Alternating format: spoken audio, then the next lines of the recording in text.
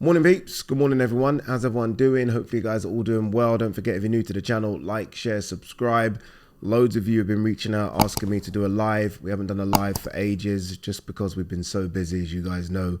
Loads of traveling, the weight cut, there's a lot going on. But we are going to do a live tomorrow. We have a window, so we're going to use it. Tomorrow, 8 p.m, we're live. Could go for an hour, could go for 2, could go for 3 hours. Loads to talk about. So make sure you put that one in your diary. I'm going to chuck it in the community tab now. So if you're free and you want to chat a bit of boxing, as you guys know, I try and answer as many questions as possible. Join the live tomorrow and let's have some fun with it, people. Let's not get too serious, right? All right, let's see what else there is to talk about. We haven't done a video for a while checking on the news. It's just been AJ Whyte focused, but there must be quite a bit to talk about. All right, let's start with this one. Manager expects Valdez to stop Navarrete late or win a clear decision in a fight of the year candidate.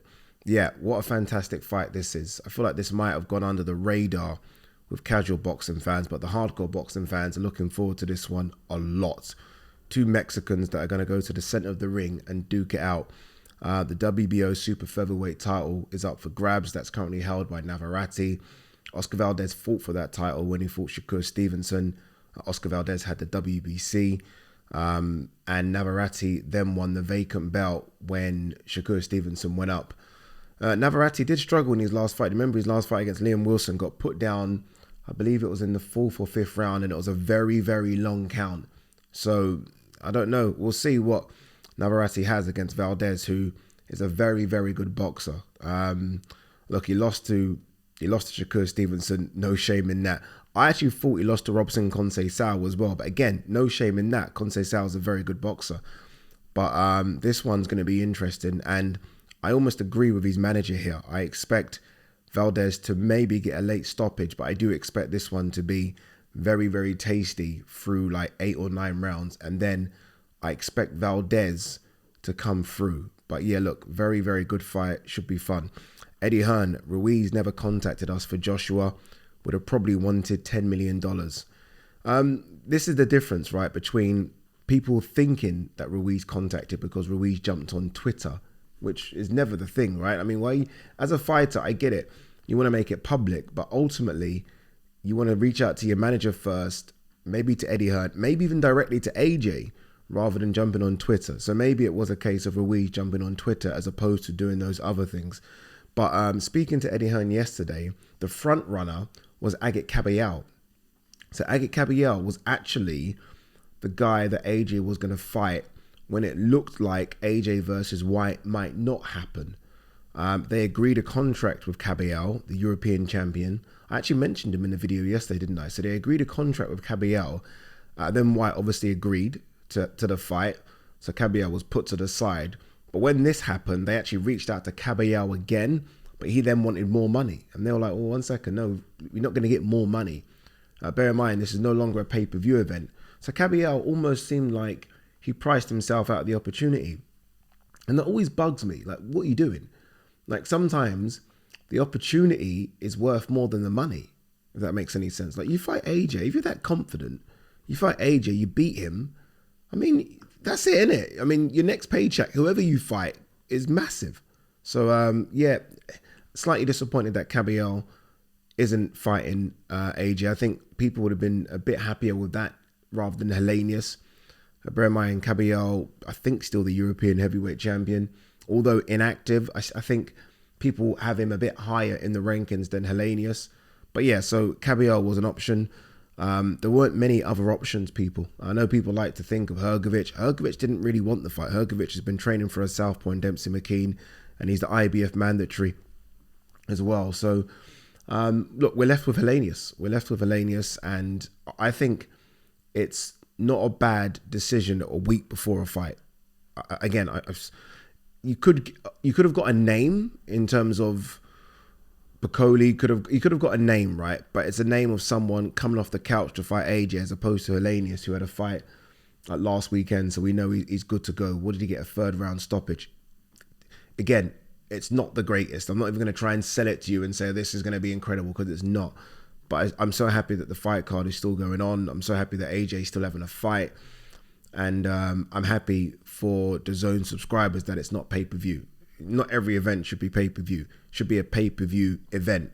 And this isn't a pay-per-view event, so I think they've made the right decision. What chance do you give Helenius? I feel like any other weight class, you give him nearly no chance, if I'm being brutally honest. But because it's the heavyweights and he's a big boy, you just don't know, do you? You don't know. Like, I want to tell you that AJ is going to absolutely destroy him, but I thought AJ was going to absolutely destroy Franklin, and that didn't happen either. And it clearly looks like this is a different version of the AJ that we're used to seeing. This is now seems to be more of a sort of box safe AJ as opposed to the AJ that was, going through the fire. So look, I have no idea. I'm not going to judge Helenius on trying to have a street fight with Deontay Wilder and getting knocked out like that. I can't judge him on that. I go back and I watch the Kaunaki performances, and I'm like, he's pretty dangerous. He's pretty dangerous. This isn't no foregone conclusion. And remember when I said this, because, I'm going to do my post-fight review on Sunday or Saturday night, and I'm going to tell you guys, remember what I said? This is no foregone conclusion. Should AJ beat Helenius? Absolutely. Should AJ stop Helenius? I'd like to think so. Would I be surprised if this goes a few rounds and maybe AJ's in a bit of trouble? No. That's true. I won't. So, look, I give Helenius a 15 to 20% chance. I gave Dillian Whyte probably something similar. And that's why I said yesterday, I don't think that they're actually far away from each other, Dillian Whyte and Helenius. To the casual fans that don't know Helenius, it probably is easy to look at the record and see, okay, wait, knocked out by Gerald Washington, knocked out by Deontay Wilder. He's a bit better than that. Trust me. Again, I'm not going to try and do the sell with you, but he's a bit better than that. Otto Vollen here actually kind of echoes it. Helenius is definitely a big puncher. He can hurt Joshua. Yeah, it's true. It's true. Eddie also mentioned that, and I didn't know this, but I guess I kind of expected it, that AJ and Helenius have sparred a lot. And when he got the call from Helenius' manager, so he got the call prior to Helenius having his fight. So as soon as they realized that Dillian Whyte was out, I think it was the night before Helenius had his fight, and Helenius' manager reached out and said, look, Helenius has got a fight in a few hours. If he gets past his fight unscathed and stops the guy, we want the fight and we should be in the front running for it. And Eddie said, okay, look, let's see what you do.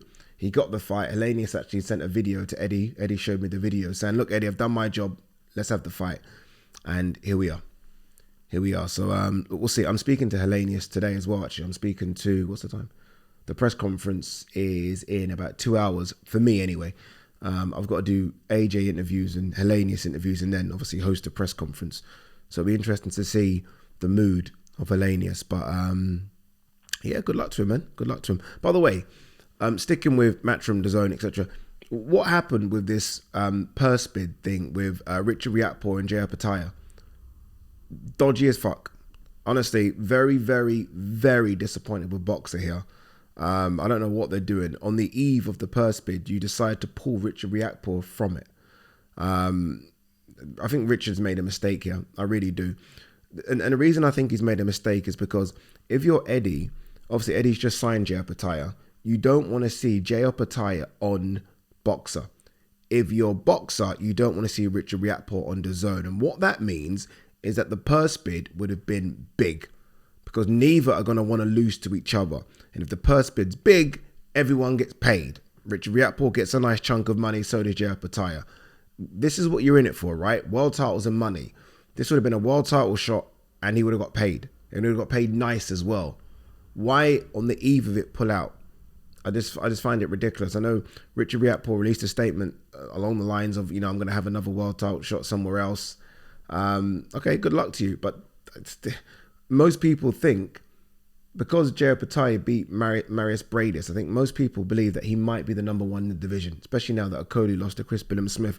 So you would have thought the winner of that fight would have been number one for me. Again, you would have got paid and you would have won a title. I don't know what we're in this sport for if those are not the opportunities. Honestly, I'm very, very surprised. Hearn notified by White's legal team that he's unable to discuss the Valdez report information. I tried to push him on that, and he's like, what drug is it? And he wouldn't tell me. Look, we'll wait and see. I guess this is all going to become public information very, very soon, as does seem to be the case when someone fails the drugs tests. It's going to be difficult. It's going to be very, very difficult for Dillian Whyte, I think, to get out of this one. Look, I hope he's innocent. I mean, you always want to feel like no one's cheating in the boxing ring, right? You don't want to feel like someone's going in there with this added extra advantage they've gained from science, as opposed to just sweat, blood, and tears, right? But we'll see. We'll see how it plays out with Dillian Whyte. I guess it won't take too long. If he is found guilty, like, I don't know what the stages are here, but if he is found guilty, then at 35, very, very difficult to come back from that. Very difficult. Yeah, very difficult. And again, it's a shame just because Dillian Whyte's been asking for opportunities. I feel like he's had the opportunities. Maybe it's just me, but I feel like he's had the opportunities, but he's been asking for him, and this is a big opportunity missed. Sold out O2 Arena against your nemesis, AJ. Potentially you win, get another world title crack. Don't know. But even if you don't, the next fight's going to be big money regardless, right? It's going to be another 7-figure payday. All that's now done. So it is a shame. On that, I said sold out. I did ask Eddie, like, how many people have asked for tickets back? Because again, people bought tickets for AJ Whyte, and he said 200. That was yesterday. So I still expect it to be a sellout, because they will then re-release those tickets, and I expect people to pick them up. Logan Paul versus Dylan Dennis finalized for Tommy Fury KSI fight card. Okay. That's going to be a big fight card financially for DAZN. Big fight card, actually, isn't it? Logan Paul, KSI, Tommy Fury, and Dylan Dennis all on the same fight card. That's 1 million pay-per-view buys, by the way. I know that might surprise a few, me saying that, but that's big. That's very, very big. Beterbiev Smith championship class rescheduled for January the 13th in Quebec City. I did ask Eddie, what's going on with Dimitri Bivol? All right, what's happening? And he actually said Dimitri Bivol's been injured. And Bivol was kind of hoping that obviously in the next week or so it was going to be Beterbiev Smith, and he would have fought the winner when he gets fit, which would again, I guess, be January. But now he's going to have to sit it out and wait as well. They need to figure out this Dimitri Bivol thing. They really do. What a waste. What a waste of a year. What a waste of a year. Fight of the year last year. Has done nothing this year. And whatever injury he's carrying, I don't think it's the worst injury, because we always see him working out. Like, he puts up clips of him doing stuff. So I think he's now ready and fit to go. Alicia Baumgardner anxiously waiting to tap Amanda Serrano's chin. Good fight, isn't it? Undisputed at feather versus undisputed at super feather. I mean, we've got so many undisputed versus. We've got Chantel Cameron undisputed at 140 versus Katie Taylor undisputed at 135. And we got Sandy Ryan versus Jessica McCaskill, I believe, for the undisputed titles. I think maybe not. I think there's one belt missing, potentially at 147. But look, good fight, isn't it? I mean, it's the fight for me in in female boxing right now. Baumgardner versus Serrano. What a fight that would be. Baumgardner, by the way, I mean, this girl doesn't get out of shape. Honestly, seeing her on Saturday, I actually saw her training in the gym as well. I was in the gym and she was there, and machine-like. Honestly, she honestly could have been, you look at her and she could have been an athlete in any other sport. She's got that kind of physique where you feel like she could have done a lot. And she also said, by the way, remember, she's got a wrestling background. Serrano's got a jiu-jitsu background. She was like, we can do one in the ring, we can do one in the PFL. Serrano's just signed to the PFL. Who knows? Anything else before we wrap? Belanga, not discouraged by Canelo's free fight PBC deal. I'm going to be one of those three. Okay, does that mean he's saying that only after just signing a deal with DAZN and Matchroom that he's probably going to go over to PBC? Belanga's got to earn this. I don't think Belanga looked good against Quigley. They're talking about Belanga versus Munguia. Like finally, it looks like Golden Boy and Matchroom are going to work together on this one.